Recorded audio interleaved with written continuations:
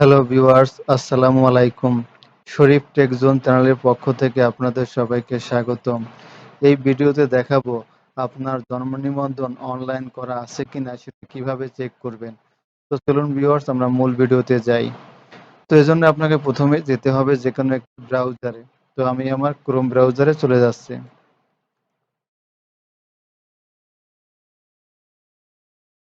তো ক্রোম ব্রাউজারে এসে এখানে সার্চ বারে লিখতে হবে ভেরিফাই।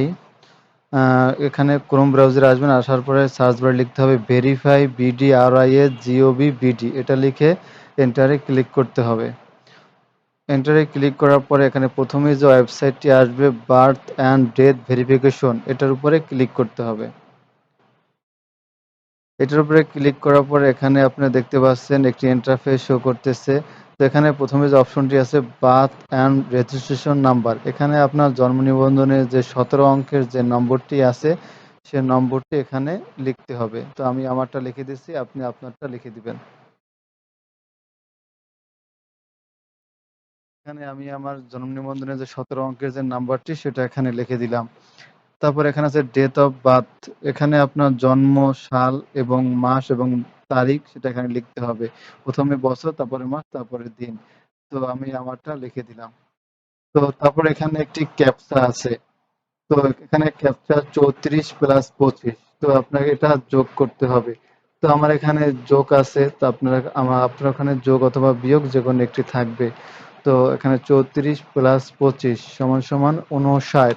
তো এখানে আমি 59, result the answer is a 59 লিখে দিলাম।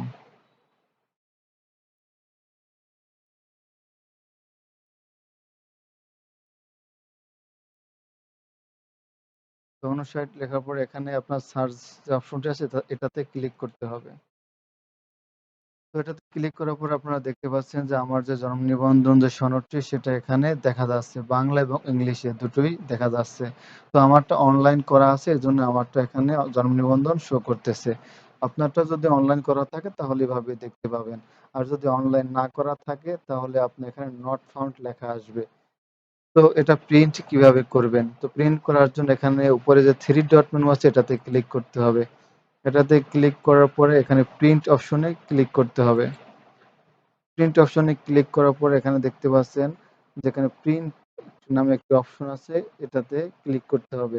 তো এটা ক্লিক করার জন্য আপনাকে অবশ্যই এটা যে কোনো একটি প্রিন্টারের সাথে কানেক্ট থাকতে হবে। তো প্রিন্টারের সাথে কানেক্ট দিয়ে এখানে প্রিন্ট অপশনে ক্লিক করলে এটা প্রিন্ট হয়ে যাবে।